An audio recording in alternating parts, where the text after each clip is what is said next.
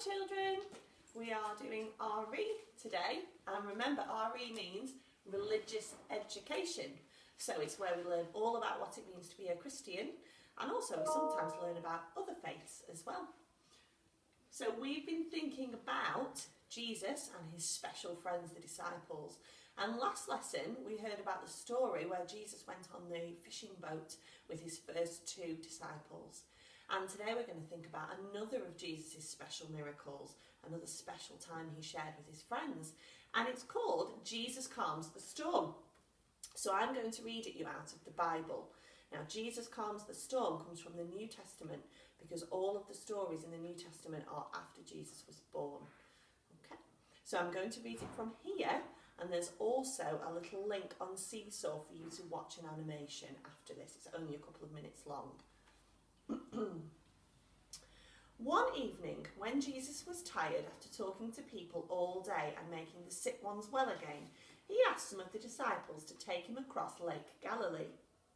There was a gentle breeze blowing when they pushed the boat down the beach and floated it on the lake.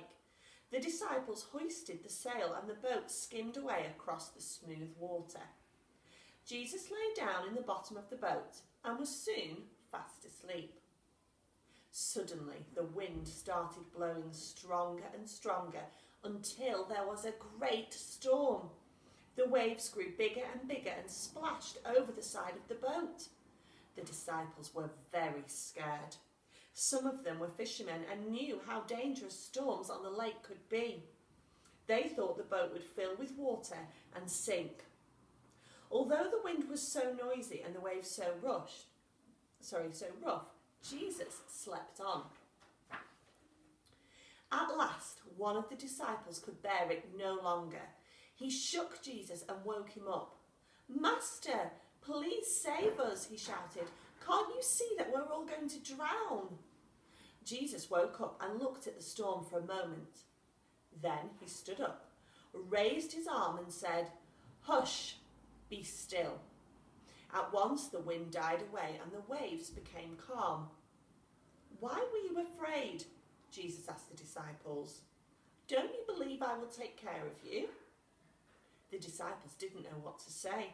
They whispered to each other, "Who is this man that even the wind and the waves do as he tells them?" The boat sailed on and Jesus and his disciples safely reached the far shore of the lake. So that's the story of one of Jesus' special miracles. Now Mrs. Cawthorne has put a sheet onto Seesaw that you can complete, and there is two boats, and we'd like you to have a go at drawing the calm sea and the stormy sea.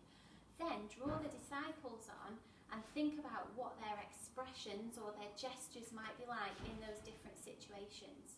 Now that's one of the choices of the things you can do, but we also have a few other ideas for you in case you'd like to do something different. So one of them is to make your own boat, and you could do this out of a cardboard box, using some cushions or things you've got around the house. And then you could get into your boat and you could act out the story, imagining that you start on a really calm sea and Jesus falls fast asleep, and then the sea becomes stormy and you can act it out pretending you are the disciples. You may even like to get some people in your family to join you. Another way of completing this activity would be to use some of your toys. You could use things like Lego or Play-Doh or little figures. Create a boat and then use the figures and your little model that you've made to act out the story and retell it. And then another idea that we've got is to use some art to create the story. So you might like to do a painting of the storm, or perhaps you would like to do a drawing. You could even use something to model with, like Play-Doh. So we've given you quite a few different ideas there, and we would like you to choose the one that you would most like to do. All right. And then I think, Mrs. Cawthorne, you've got some questions, haven't you? Yes, if you click on Add Response, there's the worksheet that Miss Gundry just mentioned, which remember you don't have to do if you choose one of the other ways to do it. That's fine, you can just pop a photograph over the top of the way that you want to do it.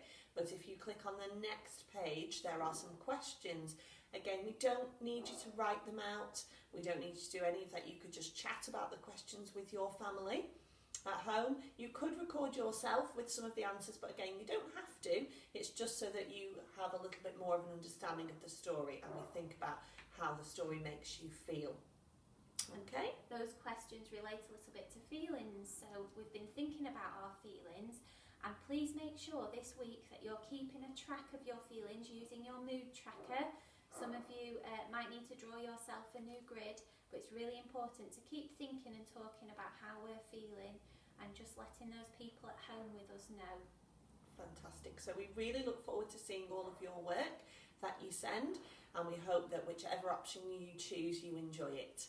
Okay, bye for now. Bye, children.